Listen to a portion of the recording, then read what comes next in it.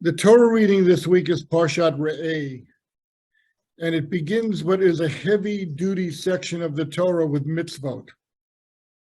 In Parshat Re'eh, there are 55 mitzvot, 38 negative and 17 positive, and it really continues with a very big drumbeat this week, next week, and the week after. And Rav Hirsch comments that these mitzvot are grouped this way because these were the mitzvot that the Jewish people needed to review and consider just on the cusp of entering the land of Israel. So we're going to take this, we're in the final, so to speak, stages of the Torah itself. Jewish people are getting ready to separate from their leader Moshe, who's been with them for the past 40 years, and then cross the Jordan River under the leadership of Yoshua and enter the land of Canaan to conquer it. And the Torah is very, very mindful of where we're at. It's sort of an intensity or a crescendo taking place. And on that note, this week's Torah reading begins in the book of Devarim, the book of Deuteronomy, chapter 11, sentence 26. And it reads famously, Re'eh, see, Anochi noten lifnechem hayom bracha u'klala. I have placed before you a blessing and a curse. Et bracha asher tishmu al mitzvot Hashem Elokechem. The blessing that you hearken to the commandments of Hashem your God, and the curse if you do not hearken to the commandments of Hashem your God. Contrast between the two. Now clearly, we're going to keep going here. So, again, Re'eh Anochi noten lifnechem hayom bracha u'klala. What we see here, first of all, the question is this: what does the Torah want you to see? What does it mean, see? I present before you today a blessing and a curse. We have something very analogous to this at the end of the Torah in chapter 30, sentence 19, in Parshat Nitzavim, where Moshe takes a little different approach. The paragraph does begin with Re'eh. It's on page 1092 in the Stone Chumash, and it begins Re'eh natati l'bnech hayom et hachayim v'et hatov et hamavet v'et hara, a little bit more stark, and this is chapter 30, sentence 15. Behold, I placed in front of you life and death, life and good, death and evil. And then it continues in sentence 19. Hayudoti bochem hayom et hashamayim v'et haaretz. I made the heavens and the earth a witness. Hachayim v'hamavet natati lefanecha. I placed in front of you life and death. Habrocha v'aklala, blessing and curse. And here Moshe goes on and says, "Ubacharta b'chayim v'mantichya atah b'zarecha." Choose life so that you should live, you and your children. So what's missing here is a clarification of God cajoling us or encouraging us to choose life. That's what's missing here. But you have to wonder, just the stark statement of see, I have placed before you life and death. See, I have placed before you blessing and curse. The Torah is really alluding to something different than it is in chapter 30 in Parshat Devarim. What's it alluding to? So the Seforno, in his commentary right here, says as follows: look carefully to see that your affairs aren't mediocre like most people. I place before you today and every day blessing and curse. These are extremes. Blessing results from the success of going beyond merely the sufficient, reaching towards the exceptional. A curse is what results when you fall short of the mark and don't do even what needs to be done. So what I gleaned from the comment of the Seforno here is a coloring of the beginning of this week's Parsha. And it makes so much sense to me when you think about the fact that this is a Parsha which is filled with mitzvot. It has 55 mitzvot in it. So the parsha is beginning by Moshe explaining to the Jewish people, what do you see in front of you? How do you see life? Life is a complex entity. If you can push aside, if you can maintain a clarity, and if you can look carefully, what you see in front of you is tremendous opportunity for bracha. And what you also see in front of you is a curse, and curse can just be explained here as missing the boat, as a person who just sees tremendous opportunity in front of them and doesn't avail themselves of the opportunity. And the Chafetz Chaim famously gave an allegory to try to rally people. And he said the following. He said, imagine a person who's walking along the beach. It's apropos for San Diego. The Chafetz Chaim didn't live near a beach. But he says, imagine a person's walking along the beach and he sees suddenly that the seashore is awash with precious gems. They're just sort of washing up on the shore from who knows where. And then the person says, wow, what an opportunity. He starts to pick them up. And then the Chafetz Chaim goes on to, but then the tide starts to go out and he sees that some of these gems are not going to be attainable by him. They're getting swept back out to the sea. So what does he do in frustration?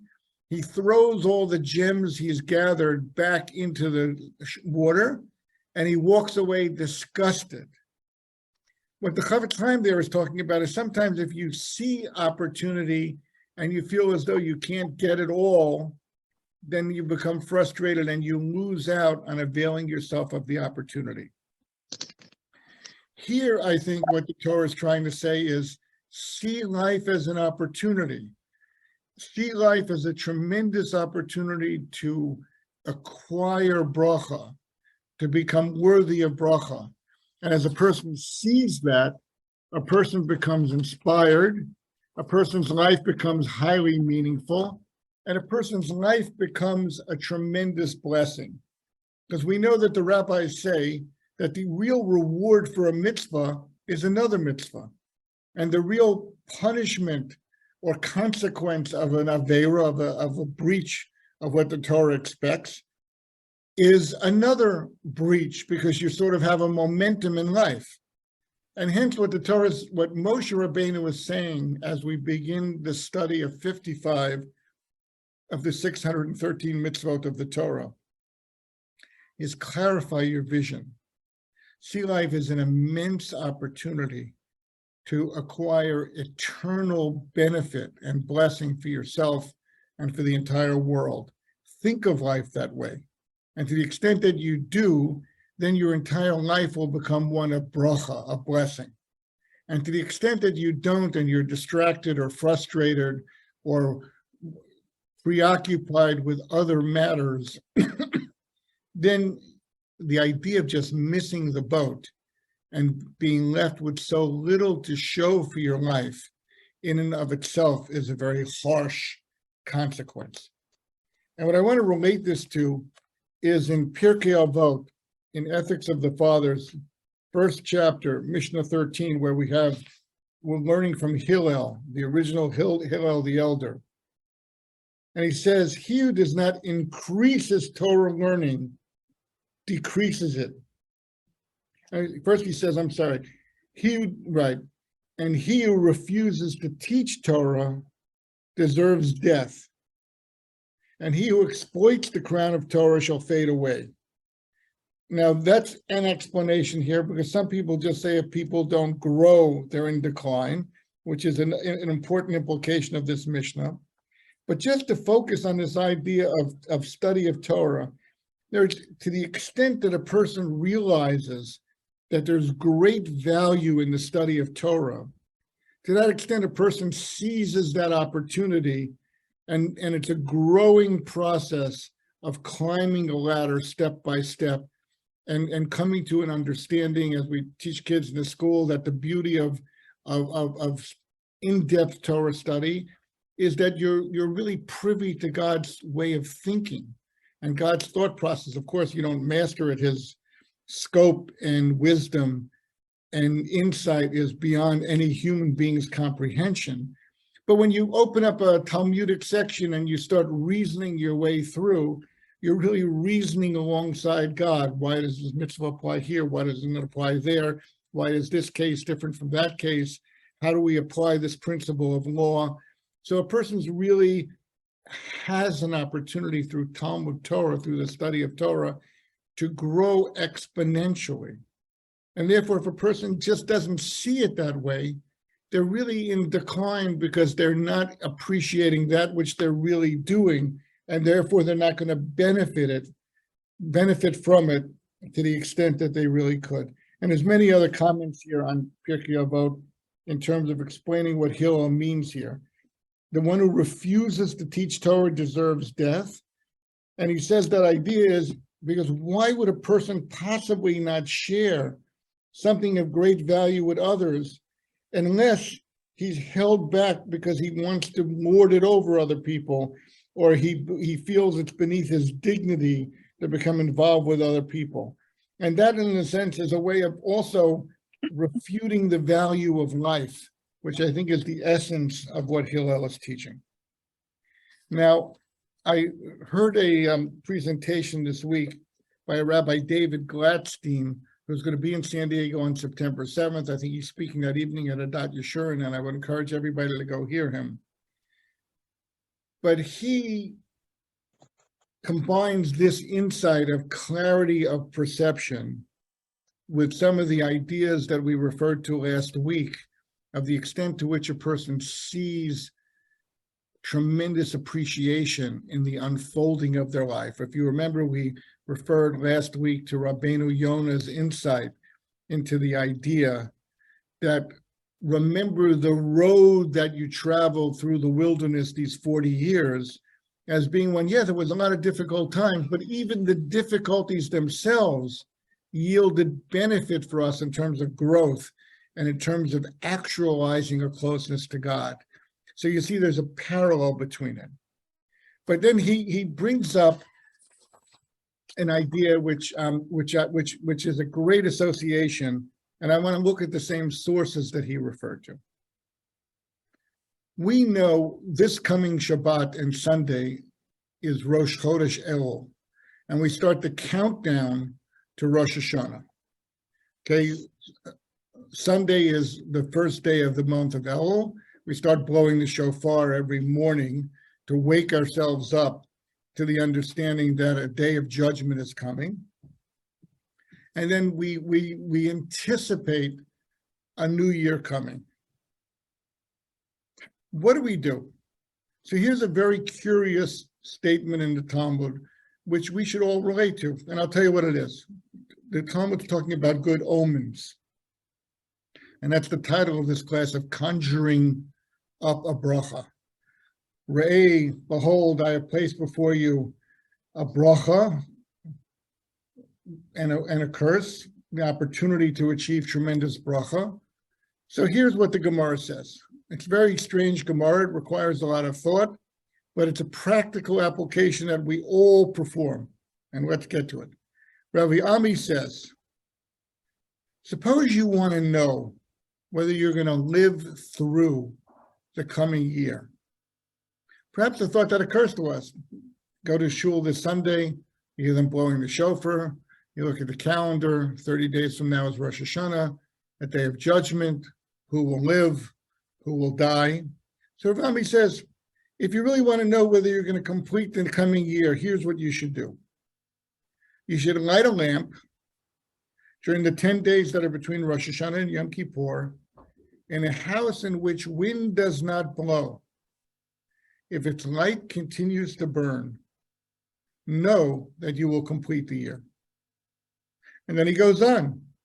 Suppose you have a business trip coming up and you want to know if or a venture and you want to know if it's going to be successful or not.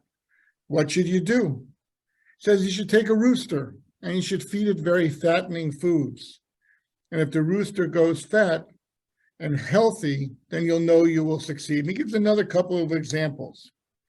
And then the conclusion of this section is Abaye says, now that we have learned that an omen is a significant matter, a person should always be accustomed to seeing these on Rosh Hashanah, squash and fenugreek, leeks and chard and dates, as each of these grows quickly and serves as a positive omen for one's actions during the coming year. And what do? What do we all remember famously from our childhood and throughout our lives? We take honey, and when we sit down on our Rosh Hashanah meal, we take a slice of apple, we dip it in the honey. We have the custom of saying, Yehi Ratzon, may it be your will, and we use God's name, that this year should be one that is sweet and fulfilling. And we have other things for other fruits and vegetables and fish and head and tail and all these different customs that we have. When I was a kid, the only thing we knew of was the apple and honey, but it's proliferated and really in keeping with the Gemara.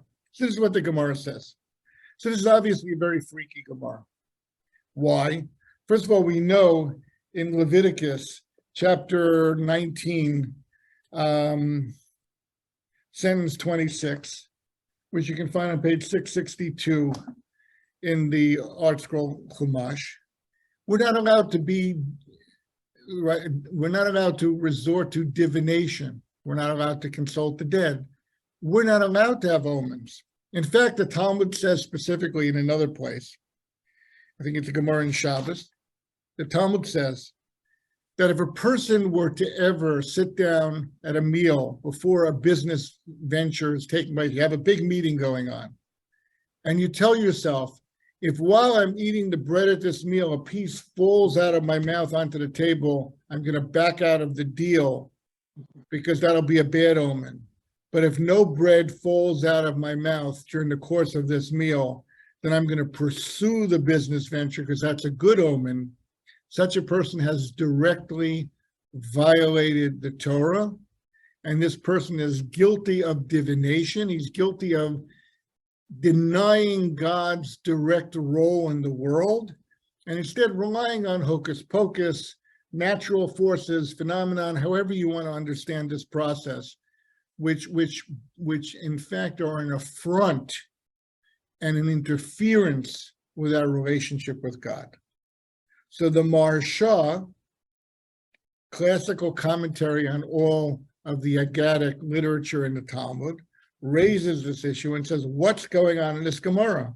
What is this business of lighting a lamp and seeing that it burns down and then knowing that you're going to complete the year? Is this any different than the person talking about, if a piece of bread falls out of my mouth, I won't do the deal, and if it doesn't fall out of my mouth, I will do the deal? A very significant question. So the Maharsha goes on and says, look, let's look at the text itself of Rav Ami's statement. It says, you want to know whether or not you're going to live for the coming year, light a lamp in a room, a house that has no wind, and as the light continues to burn, you'll know that you're going to complete the year. He does not go on to say, similar to the case of the person eating the bread with the omen, and if the candle does not burn, you should know you're not going to make it through the year. Because that would in fact be an omen, and that's directly prohibited by the Torah. So if that's the case, then what is the idea of lighting the lamp and letting it burn in a room that has no wind, where it's certainly very likely that it's going to burn itself out? It'll burn without being blown out, and it'll just burn out to the bottom. What are you conjuring in terms of an assurance or a sense that you're going to live out the year? And here's where the Maharsha takes a very interesting dive into the concept here. And you have to hold on to your yarmulke to stay with him. But what the Maharsha explains here is the following.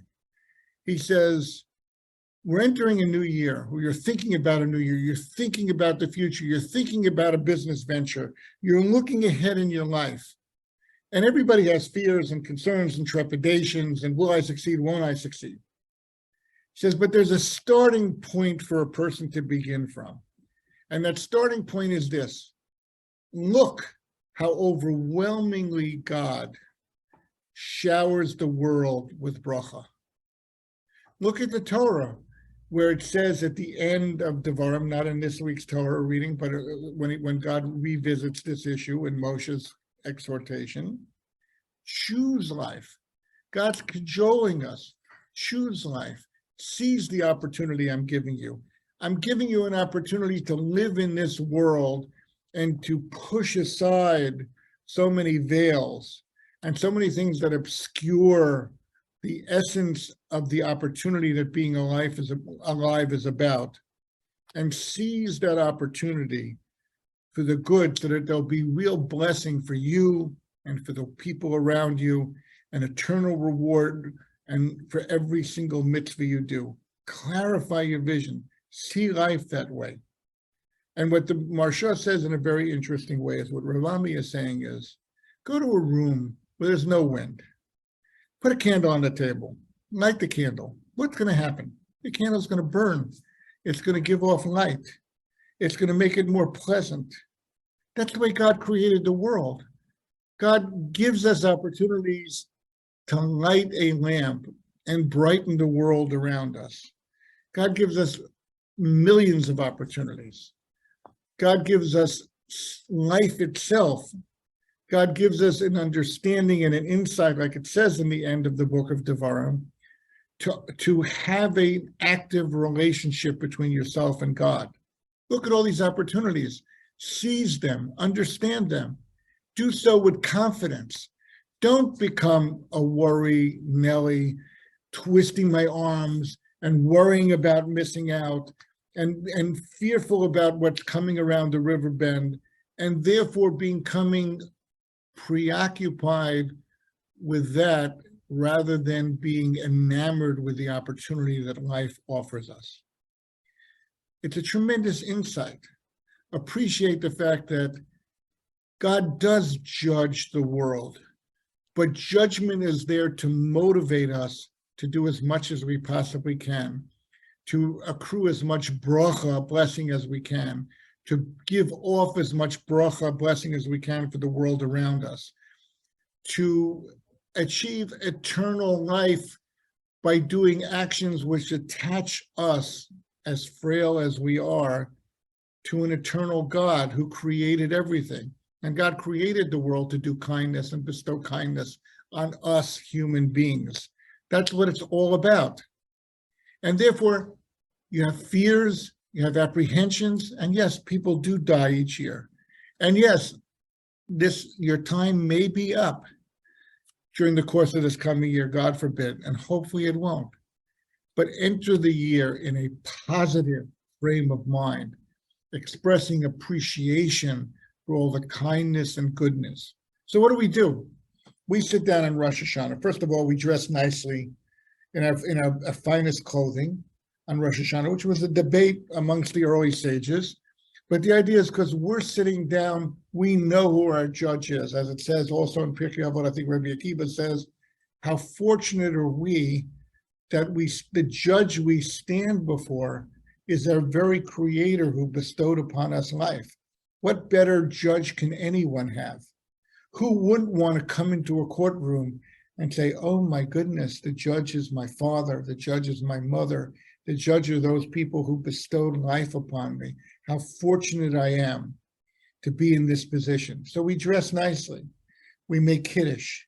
We dip the challah in honey also to make it sweet.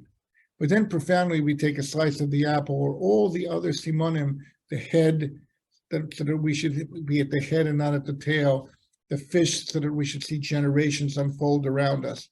And what we're reminding ourselves is, look how good, how overwhelmingly generous and kind God is to mankind, how much kindness was involved in creating us. Let's remember that. Let's call that to mind. Let's put ourselves in a positive frame of mind.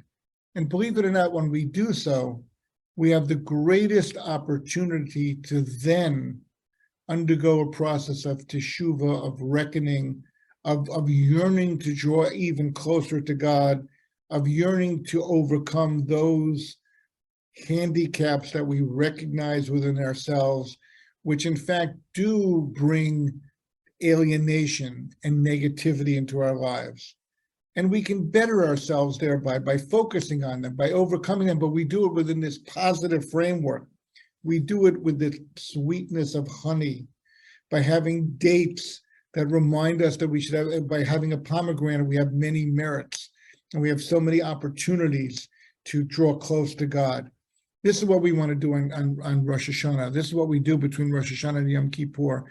And yes, even while we're doing the difficult work of self-analysis, of evaluating ourselves, of wanting to better ourselves, of wanting to remove those character impediments and those patterns of behavior that we understand can turn this world into a living hell for all of us. So we're serious about overcoming that, but we're serious about overcoming that within the context of so much sweetness, so much a nice taste in my mouth. I'm wearing my finest clothing. I'm ready for a new year. I can light a candle during these 10 days of repentance and just see the light and the warmth emanate from it and remind myself, it's going to be a good year. I'm going to do my work to avail myself of the opportunity that God has placed in front of me.